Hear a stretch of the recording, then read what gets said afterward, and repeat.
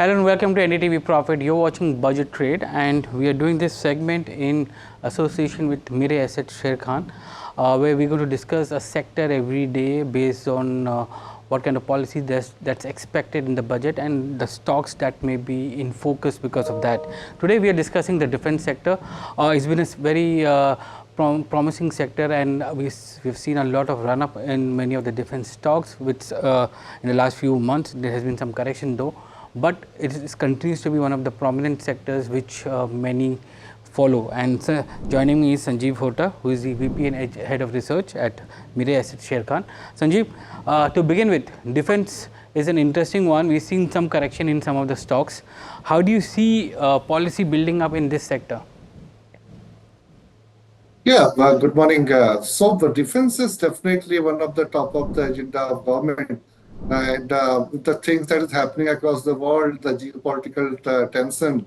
If you see the defense expenditure of most of the countries, I'm talking about the top 5 countries in terms of the defense expenses. If you see US, China, Russia, India, Saudi, all have went up and spent much money on this defense. But if you see for the India perspective, the government, what they are trying to do is to make in India, Atmanirbhar Bharat, that is what we are hearing about all this year. And from that perspective, the indigenization of the manufacturing of the defense equipment, that is where the government is putting his thrust on, and that is working quite well. In that perspective, I believe defense spend definitely going to go up. But for FY25, it didn't happen. It is, in fact, was remain muted. If you see the kind of expenditure government has announced, it's still muted. The defense outlay has been steadily inching up. It's close to 7.5–8%. Do you see the same outlay to be maintained for 25–26 as well? No, I don't really see where you're getting that numbers, because the numbers I'm getting, so excluding the pension part and the civil part, the numbers I'm looking at is the 4548 billion rupees. So that is lower than the revised FY24 budget.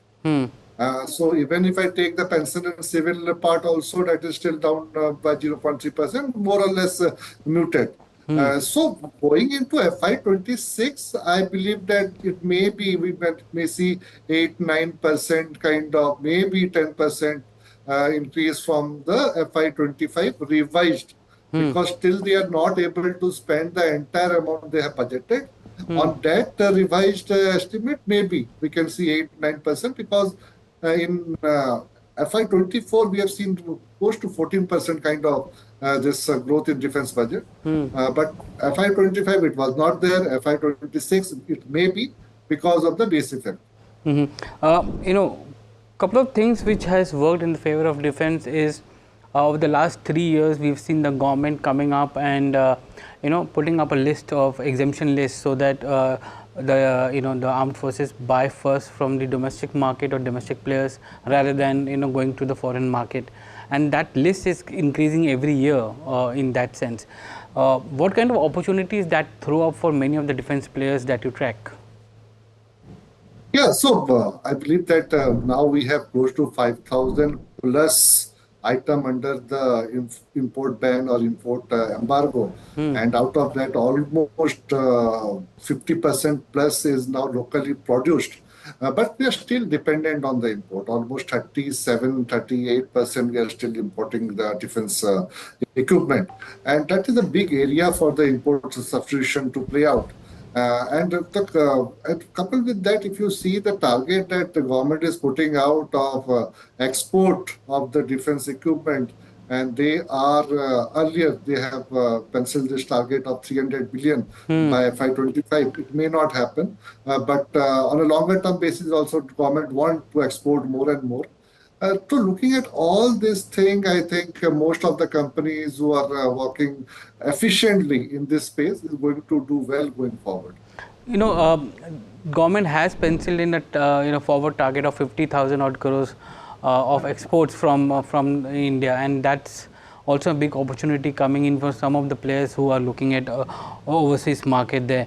But which are the areas or what kind of big orders that you expect? And let's break it up into, you know, three segments, which is actually the defense, the air, land, and you know, water systems basically.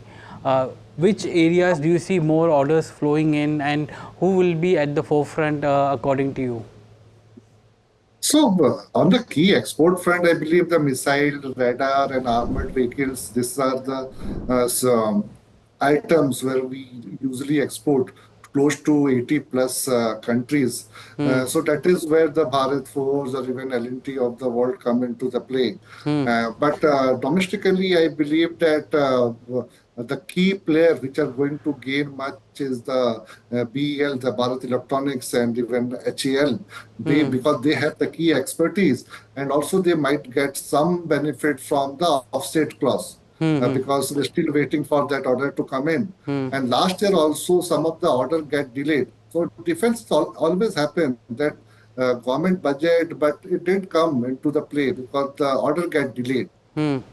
So this time around, maybe I bet on BEL, HAL in this part, Bharat Forge on the export part, and I do not have coverage although, but data pattern or BDL looks interesting to me to play on the defense space. You know, reading some of the, you know, literature which is available on the kind of order flows that can come into 2025, they were talking about, you know, some major programs like the QR SAM program, which will be given out in 2025. You have the P75I, which is a submarine program, which is there. You know, the LCA Mark 1A program, which is there, and the Pinaka, which is there. These are some of the big ticket items which are expected to be given out in 2025. Given that, you know, what is the kind of outlook that you have in for the defense players there, and from an execution point of view, are many of the players ready to take on big orders? Yeah, so if you see most of the players in the large con call also, they have they have a very promising outlook, the kind of orders they have in hand, and the outlook for the same going into FY26 looks very, very promising. But it always, there always like maybe some orders may get delayed. But as I said earlier, FY26 yes, look very, very promising for the defense sector. But we are already discounting that part. Going into next 2-3 years, we already discounted that in our numbers. And some, because of the correction in mid and small cap, the stock has corrected. But still I believe that this defense space is a very, very structural story for India's growth perspective. Because two, three things they're going to happen. This import substitution into play, make in India, and the offset clause. Okay, all the come into play in a combined basis going into next 2-3 years when there will be a bigger kind of business visibility. Sanjeev, what is your view on some of the shipbuilders, Garden Reach, Mazgaon, Cochin Shipyard? They have corrected 30-40% from their tops. But they're good businesses, good order book which they have with them. What is your view on them? So, frankly, I do not have coverage on this company. And my thesis is that because of the higher, longer kind of gestation period for this company to execute order, and I would not like to give a very, very high valuation multiple to this company. I'm not very comfortable. If I say frankly, I would not bet on this company at current junction. Maybe another 30-40% correction. I may look into that. But at the current level, maybe 20% correction. I would bet more on the HAL, data pattern, or the PEL rather than betting on this shipping company. Do you think that the defense pack and defense companies, there's still some correction left in many of them, or they have now bottomed out in terms of pricing? I don't really see it's going to bottom out soon because this all are very, very optimistic hype stock. In the run-up, in the what we have seen seen in the mid cap and the small cap in the last 3 years. All these stock are very high optimism, high hype stock. And this is not going to bottom out very soon. Maybe we see some kind of bounce back in all this stock, but I believe there is some more correction needed in this stock to become very favorable. Within your defense coverage, do you have, if you have one, which are the stocks that you will look at?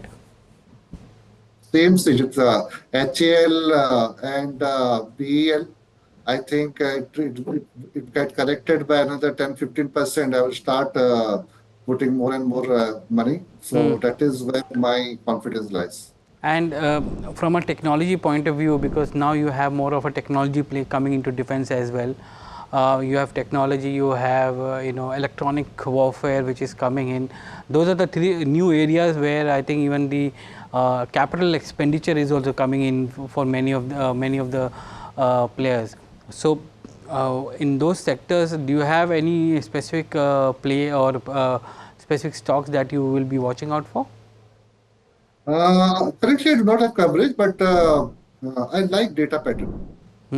So data pattern looks very interesting to me, but at the same time, the valuation is not at my comfort zone currently. I would wait for some correction to chip in, then again I will look into it. But at the current level, the valuation is not at comfort zone even for the data pattern. Do you see some of the policy decisions like the defense corridor which is getting built in north and south, or any other specific policy will be able to bring in much more investments and also some bit of